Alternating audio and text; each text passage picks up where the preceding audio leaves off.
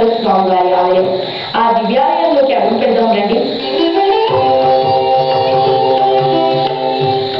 భక్తులు అనంతరం ఇక్కడ సమీపంలోని శ్రీ పార్వతీ రాజేశ్వర స్వామి వారి ఆలయానికి చేరుకుంటారు. అతి పురాతన ఈ దివ్యాలయంలోని శ్రీ రాజేశ్వర స్వామిని చంద్రుడు ప్రతిష్ఠించాడని ఇక్కడి స్థల పురాణాలు తెలియజేస్తున్నాయి. విశాలమైన ప్రాంగణంలో మనోహరంగా అలరాడుతున్న ఈ దివ్యాలయం మూలేశ్వర స్వామి వారి ఆలయ నిర్మాణం తర్వాత జరిగిందని భక్తులు చెబుతారు.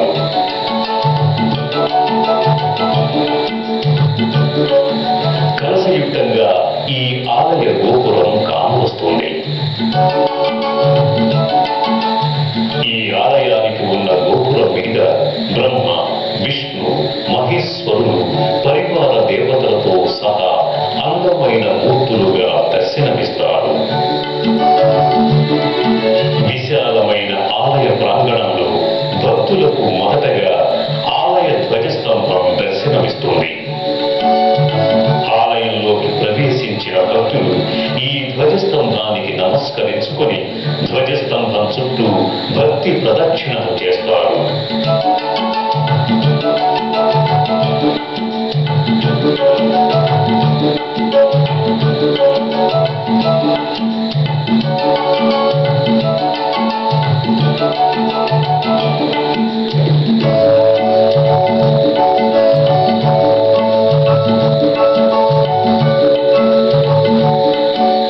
ధ్వజస్తంభ ప్రదక్షిణల అనంతరం ఆలయ ప్రదక్షిణలు కావించుకొని ఆలయ మంటపంలోకి ప్రవేశిస్తారు.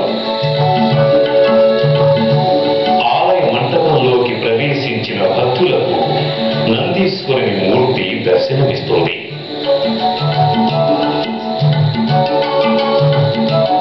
నందీశ్వరుని భక్తితో దర్శించుకున్న భక్తులు అనంతరం ఇక్కడే గర్భాలయ ద్వారానికి ఎడమ వైపున ఉన్న విఘ్నేశ్వరుని మనసా వాచ కొలుస్తారు.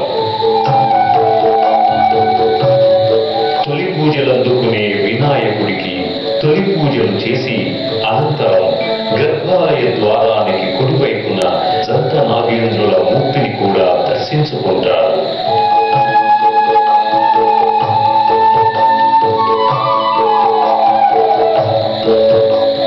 ఈ ఆలయంలో కొలువైన శ్రీ రాజేశ్వర స్వామి వారి లింగాన్ని సాక్షాత్తు చంద్రుడు ప్రతిష్ఠించాడని ఐతిహ్యం. మనోహరమైన ఓ ఆధ్యాత్మిక అనుభవాన్నిచ్చే రాజేశ్వర స్వామి వారి గర్భాలయ దర్శనం పూర్వజన్మల పుణ్యంగా భక్తులు భావిస్తారు. భక్తులు శ్రీ రాజేశ్వర స్వామి వారి దివ్య లింగ రూపాన్ని దర్శించుకొని శంభో మహేశ్వర పినాకీ శశిశేఖర వామదేవో విరూపాక్ష కవర్తి నీలలోహిత అని ప్రణామాలు అర్పిస్తారు. స్వామివారి మూలమూర్తికి సమీపంలో శ్రీ పార్వతీ అమ్మవారి మూర్తి ఉంది. కిరీటధారి సర్వాభూష శోభితంగా కానవచ్చే ఆ తల్లి దర్శనం పూర్వజన్మల పుణ్యఫలంగా భక్తులు భావిస్తారు. స్వామివారిని అమ్మవారిని మనసా వాచ కొలుస్తూ నీరాజనాలర్పిస్తారు.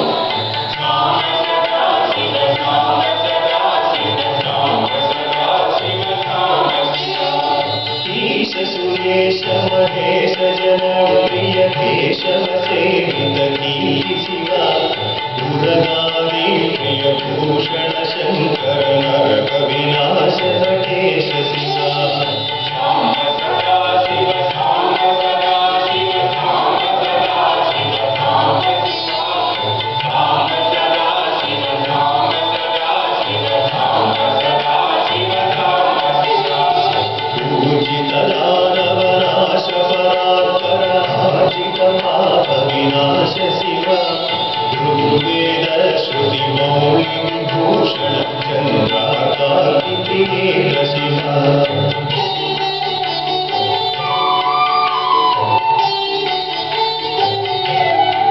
చైత్రమాసంలో పార్వతీ రాజేశ్వర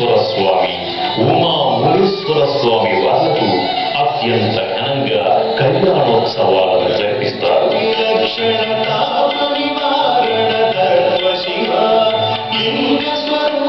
ఈ ఉత్సవాలతో పాటు ఆయా స్వాములకు ప్రభలు కట్టి గ్రామోత్సవాన్ని నిర్వహిస్తారు.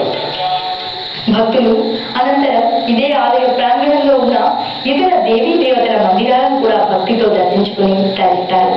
ఆ విశేషాలు ఏంటో పరిశీలించండి. ధ్వజస్తంభానికి కుడివైపున నవగ్రహాలయం ఉంది. భక్తులు ఈ నవగ్రహాలయం చుట్టూ ప్రదక్షిణలు చేస్తారు.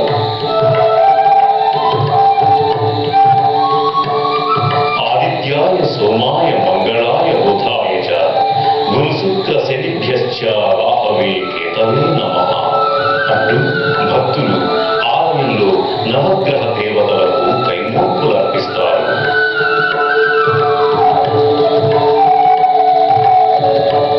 అలాగే ఈ ఆలయాలు విశేష పర్వదినాలప్పుడు ప్రతి సోమవారం రోజున, శుక్రవారం రోజున స్వామి వారి స్తోత్ర పారాయణాలు, లింగాష్టకములు, అమ్మవారి సహస్రనామావళి జపించడం వంటి వాటిని మహిళా భక్తులు నిర్వహిస్తుంటారు.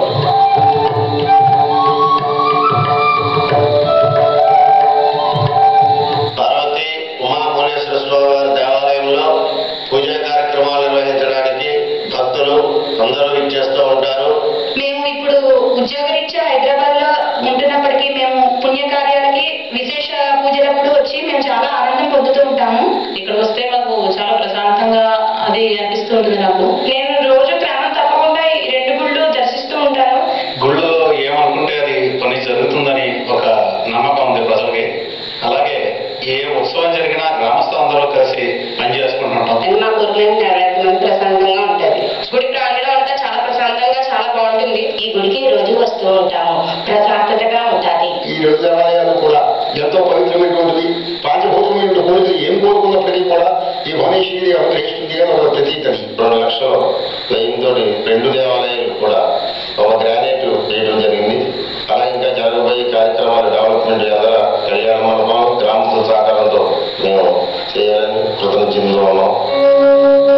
ఒకే ప్రాంతంలో ప్రక్కగా వేర్వేరు నామాలతో ఉన్న శివలింగాలను ప్రతిష్ఠింపజేయటం బహు అరుదు.